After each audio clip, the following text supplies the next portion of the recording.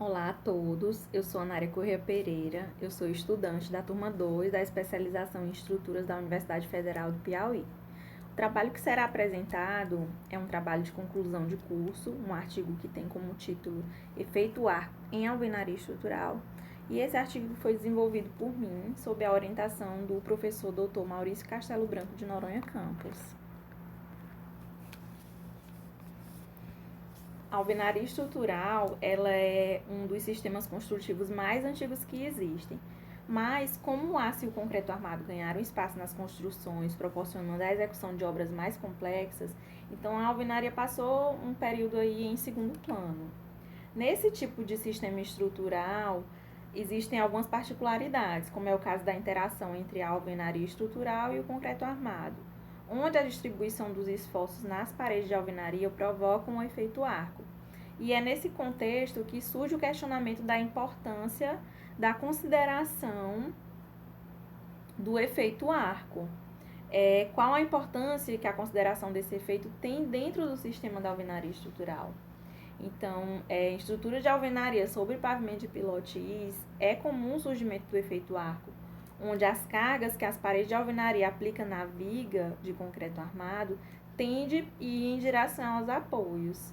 E o estudo a seguir tem por objetivo mostrar como que acontece essa interação entre a parede de alvenaria e vigas de concreto armado, considerando a distribuição dos esforços verticais, apresentando um comparativo obtido através da análise de 3 modelos, não considerando o efeito arco e levando em conta também a rigidez relativa à flexão entre os elementos. Aí, para a metodologia, primeiro foi feito um levantamento, uma revisão bibliográfica sobre os principais estudos sobre o efeito arco e depois o estudo de caso, que foi a análise dos 3 modelos.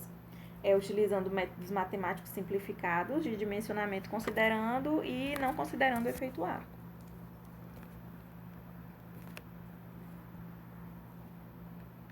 O efeito arco, ele provoca as tensões na base da parede e nos esforços da viga de suporte. Esses esforços eles devem ser levados em consideração para o dimensionamento. Por esse motivo que apoios discretos devem ser evitados. Só que tem alguns casos que isso não é possível, ou por imposição arquitetônica, e principalmente se a estrutura for precisar de vãos livres no pavimento inferior. Aí na figura 2 a gente pode observar a estrutura de pilotis que está recebendo os carregamentos que estão vindo das paredes de alvenaria.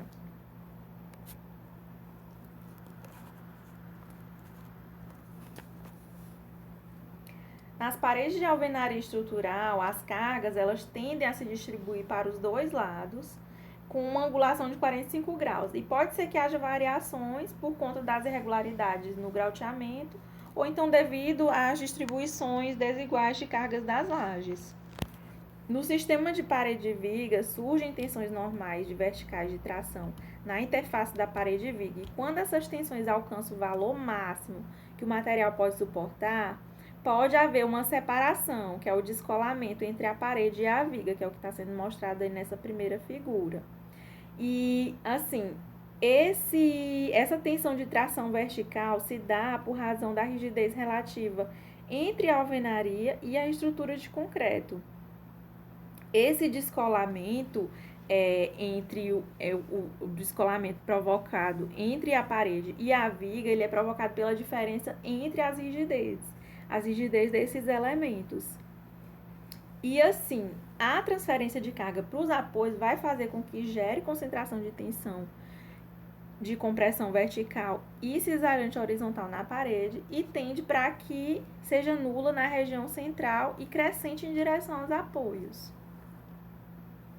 Nessa imagem aí, a gente pode observar uma parede sem abertura sobre uma viga com apoios nas extremidades. Esse tipo de situação é possível utilizar métodos simplificados de cálculo, como é o caso que vai ser utilizado para o estudo presente.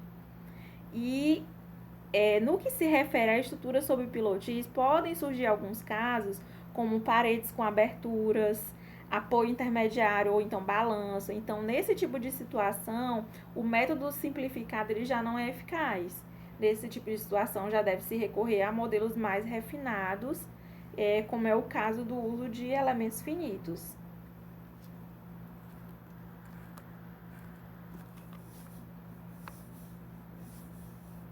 Vários são os fatores que influenciam a distribuição das tensões no sistema parede-viga. Além da carga vertical, né, das cargas verticais, temos também a inércia da viga, vão da viga, altura de parede, espessura de parede e módulo de elasticidade dos elementos. E esses fatores, eles não são analisados de forma isolada, mas sim através do conceito de rigidez relativa, que relaciona essas propriedades da parede e da viga. De acordo com esse modelo, os métodos simplificados, quando o efeito arco ocorre, as tensões verticais e cisalhantes na base da parede, elas assumem uma forma triangular. E o comprimento, que é esse L minúsculo que está indicado na imagem, ele é chamado de comprimento de contato. Ou seja, após a parte que está além desse limite, considera-se que haja uma separação na interface parede-viga. E a partir desse comprimento de contato, se calcula os esforços conforme as fórmulas que estão aí nessa tabela.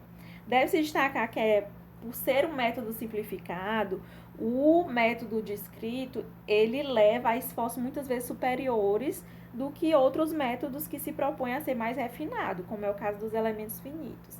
Então, a partir do comprimento de contato, a gente consegue calcular a tensão vertical máxima, consegue calcular o momento máximo, o cálculo da tensão cisalhante máxima. O modelo proposto para a realização desse estudo vai ser de uma parede de alvenaria estrutural. Essa parede não possui aberturas e ela está apoiada em uma viga de concreto armado, onde as propriedades e características foram baseadas em padrões usuais da realidade. A parede de alvenaria, ela vai ter 4 metros de comprimento, 2,80 metros de altura e é constituída por blocos estruturais de concreto da família 39. Nessa parede, ela vai estar sujeita a um carregamento distribuído de 250 kN por metro e está se apoiando em uma viga de 25 centímetros de largura. O efeito arco ele se torna mais acentuado em situações onde os carregamentos são relativamente altos, como é o caso de edifícios residenciais de múltiplos pavimentos. Então, no intuito de representar o peso das lajes de alvenaria dos pavimentos superiores que estariam apoiados na alvenaria de base em estudo, se adotou um carregamento distribuído de 250 kN por metro. E a partir disso é que se torna possível determinar as tensões que estarão atuando na alvenaria em cada situação proposta. E também determinar a altura e a armadura necessária para que a viga de concreto possa estar resistindo aos esforços solicitantes. Então, para o dimensionamento dessas vigas, foram somente relevados os esforços de flexão, considerando que esse trabalho está delimitado ao estudo do efeito arco, sem considerar outros elementos estruturais, a não ser a interação da parede com a viga. Então, para o dimensionamento das vigas de concreto armado, foi adotada metodologia apresentada por Carvalho Figueiredo Filho, em conformidade com a NBR 6118, de 2014. Então, no primeiro caso, a primeira situação que nós temos, pela regra de dispersão das ações, formando um ângulo de 45 graus, o carregamento da viga, e estão aí os seus respectivos diagramas de esforço, né? O diagrama de momento fletor, o diagrama de esforço cortante.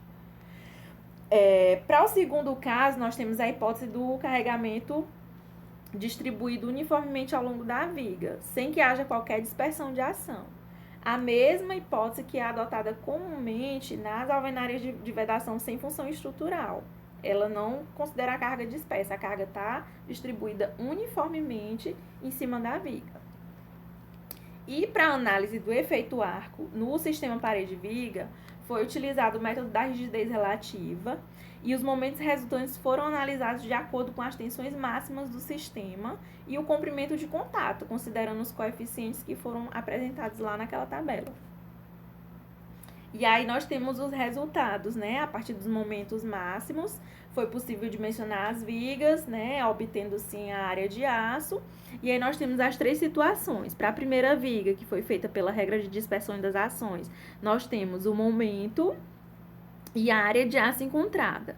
Para a viga 2, que é o do carregamento uniforme distribuído, nós temos aí o diagrama, o momento fletor e a área de aço que foi encontrada. E na viga 3, que foi a viga que considerou o efeito arco, nós temos aí uma redução, podemos ver uma redução, né, significativa do momento fletor e também da área de aço.